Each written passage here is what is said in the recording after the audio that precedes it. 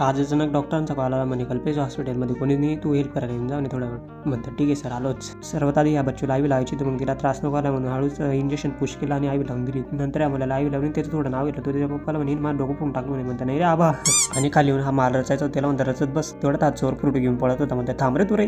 मग मस्त नाश्ता केला आणि घरी येऊन गेलो होते. तेवढ्यात परशा भाऊ घ्यायला येऊन गेला. म्हणजे चल म्हणे आपल्याला गायला चारा टाकायला जायचंय म्हणे. म्हणतात चल ना भाई. मग येऊन गेलो शेतात. मग परशा म्हणे तुला हे वासरी घेऊन पाणी प्यायला घेऊन जायचंय म्हणे. म्हणता हो भाऊ मारणार नाही रे म्हणे काय करत नाही म्हणे. म्हणतात दिसू राहिलं भाऊ. मग त्या वासरीला सोडले. म्हणतं काही टेन्शन नाही चालत चालत येणं म्हणतं आपल्यासोबत. फक्त तर काय नुसती पळायला राहिली भाऊ नुसती तंगाळ राहिली. कसं तरी मरता मरता वाचलो मी. मग कुंड्यावाशी आलो तिला पाणी वाजलं. बघतो तर ही मोठी काय त्याच्यापेक्षा बेकार भाऊ. माझ्यापेक्षा त्या परशेच जास्ती मारून जायला. म्हणतं आता तरी नीट चालू भाई कसं काय भाऊ पयाडत घेऊन चालली ती मला. म्हणतं आज काय आपण नीट घरी जात नाही भाऊ. परशा आला म्हणे मोबाईल घेऊन देणार. मग तिची दोरी पायाकडे ठेवली आणि खूप टोकायला लागलो. तेव्हा कुठे दम मारतो बाई वासरी फौज राहिली. म्हणतं थांबू अक्का तुझ्यासाठीच टोकू राहिलो ना. खूप टोकली. मग परशा म्हणे गाठ मार म्हणे चांगली. काय गाठ मारायला लागलो. गाठ बी काय नीट बसून राहिली. तिला रागमध्ये फेकून तुम्हाला शिकवला होता अशी गाठ मारा अशी मारता म्हणे. काय त्याचीच पचकी होऊन गेली. मग मस्त पैकी विहिरीचं थंडगार पाणी पिलो आणि घालो घराकडे. चला तर आजच्या ब्लॉगमध्ये एवढंच. भेटू नेक्स्ट व्हिडिओमध्ये. तोपर्यंत तुमच्या भावाला फॉलो करून घ्या.